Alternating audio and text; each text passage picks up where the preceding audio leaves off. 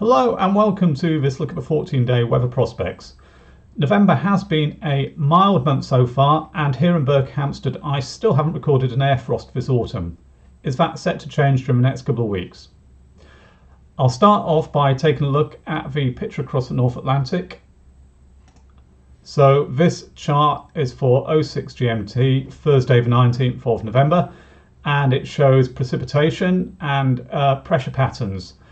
The UK is just here, and white shading is used to indicate sleet or snow, with blue shading indicating rain.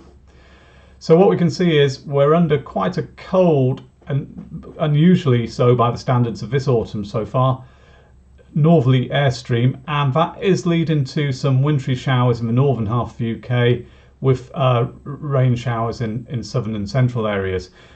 Now, if I run the animation, we'll see that this is just a fleeting glimpse of winter. So as soon as tomorrow and into Saturday, milder air returns from the west.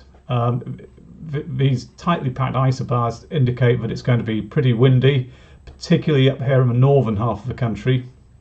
And as you can see, there's some blue and green shading here, which indicates a band of rain. So pretty much reverting to similar conditions to what we've had recently. If I continue the sequence,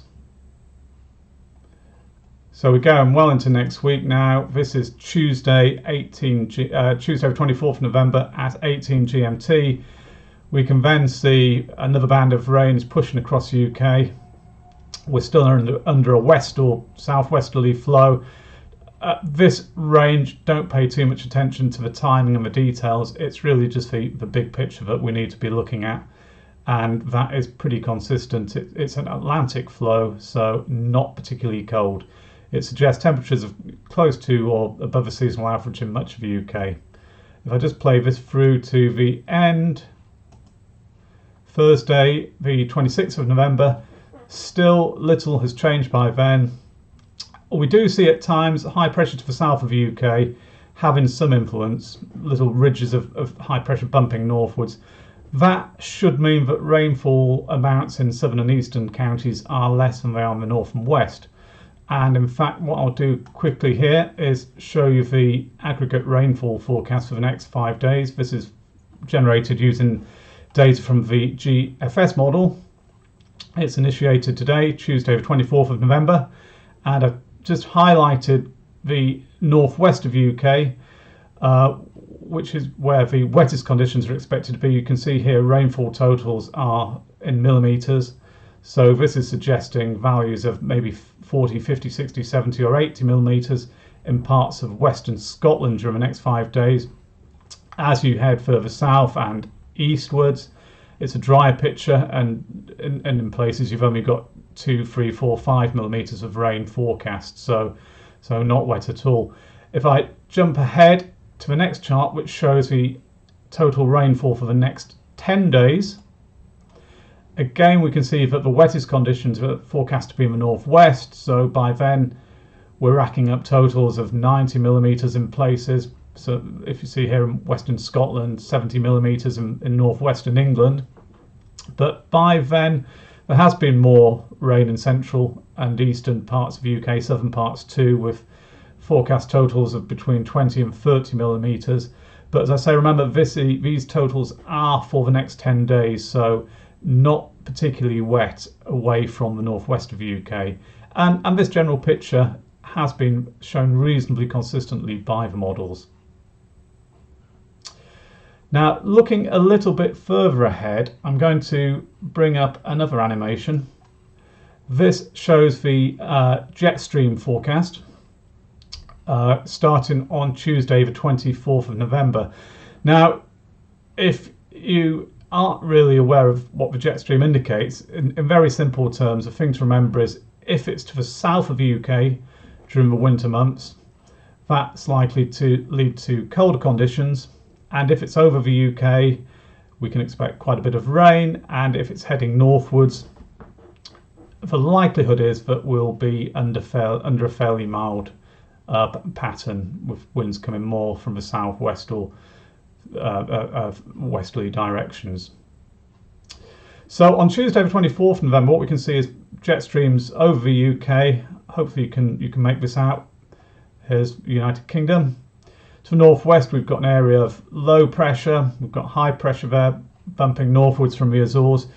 All in all, it's a pretty typical pattern for this time of year. Nothing unusual. Now, if I play the animation, this is stepped in 6-hour intervals, and I'm going to stop it just here.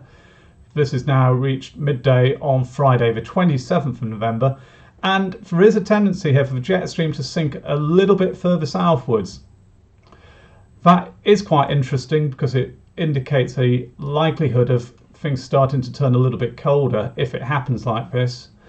And if I just play it through a little bit further, what we can see by then is Sunday the 29th of November, jet streams diving southwards, and we've got an area of low pressure centered over the southern half of the UK, so we can expect some rain if this was to materialize. But also we're starting to see a tendency here to pull in some somewhat colder air around this northern flank of the low pressure, and that could start to lead to an increase in risk of snow, particularly across the northern half of the UK. Now, this run is just a one-off snapshot from this morning's GFS 00Z model, but is there any support for it from the ensembles? Well, I'm going to bring up the I'll start off by bringing up this chart, which is a 16-day GEFS ensemble plot for London. And on the top half here, we can see upper air level temperatures. Now, a thing to notice is that in the short term, they're often above the 30-year average, which is indicated by the thick black line. That remains the case until about the 26th of November, so another week or so. But as we head through the second week, you'll see that there is a tendency for them to fall below the 30-year average and to remain there for much of a period. Now, if we look across the bottom half of the plot, which shows forecast precipitation, in the short term it's pretty dry, which fits in with what I was just discussing. But then in the longer term, during the last week of November and the early part of December, there seems to be an increase in tendency for rainfall spikes to be shown by the computer model. That indicates the likelihood of it turning wetter. Now, taking those two factors into account, the possibility of colder and wetter conditions, I think that offers some support for the likelihood of a jet stream beginning to sink further southwards. So what that means for the southern half of the UK, in all probability, is chillier conditions at times with rain, but notice the word rain, not snow. However, if I take a look at the Glasgow plot for the same time, so we're going right up to the top of the UK here, what we can see is there's a similar trend for colder upper level air temperatures to develop, and it's also often wet. But in this instance, if we look at the very bottom of the chart, I hope you can see these values. We've got the snow row. What it shows is on each day, so there should be 16 of these plots, 16 numbers, one for each day. It's showing how many of the individual runs in the ensemble model are forecasting snow. The maximum which can be shown is 33. Now, if we see here around the 27th and 28th, 29th of November, values increase to 10, 9, then they dip a little bit, 5, 7, 6. But what they are suggesting is the increased possibility of snow falling in the northern half of the UK during the last week of November, and that increased risks continues to an extent into the early part of December. So it is something to look out for. It's a little bit tenuous at this stage, and I would say that not all the computer models are supporting the idea of a jet stream sinking southwards and a fairly wet pattern becoming established. For example, today's European model, the ECMWF, goes for a blocking area of high pressure.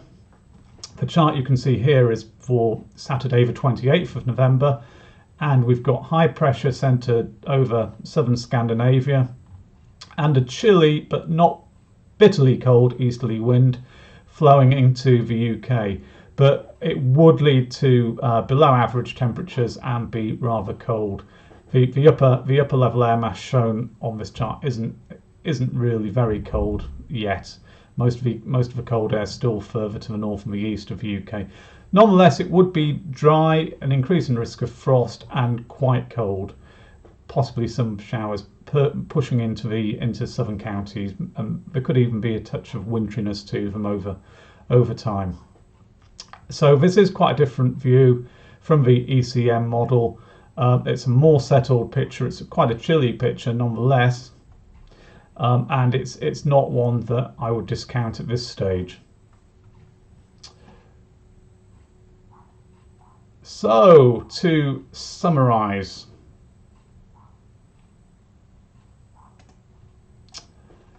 we've got changeable conditions during the first week, with the wettest conditions in the northwest of the UK.